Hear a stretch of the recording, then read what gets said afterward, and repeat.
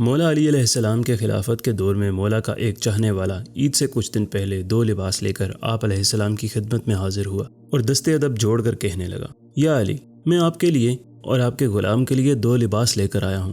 یہ جو لباس مہنگا ہے یہ آپ رکھیں، اور جو دوسرا لباس سستا ہے وہ آپ اپنے غلام کو دے دیجیے گا۔ مولا علی علیہ السلام نے اس شخص کی محبت دیکھ کر وہ ہدیہ قبول کر لیا۔ جیسے ہی وہ شخص گیا تو مولا کائنات نے کنبر کو طلب کیا۔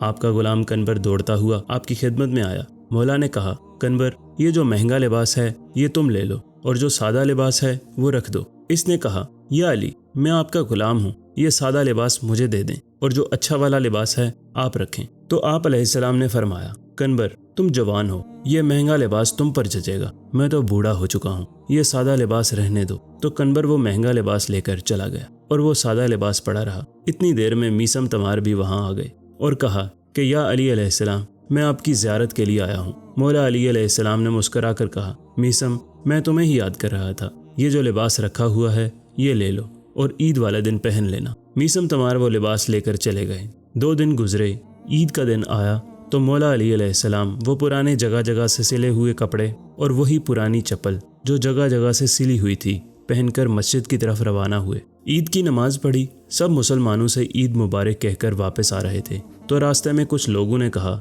یا علی، آپ تو وقت کے خلیفہ ہیں، جبکہ آج تو غریب سے غریب انسان کے پاس بھی اچھے اچھے لباس ہیں جو پہن کر گھوم رہے ہیں، اور آپ کا لباس وہی پرانا اور پھٹا ہوا۔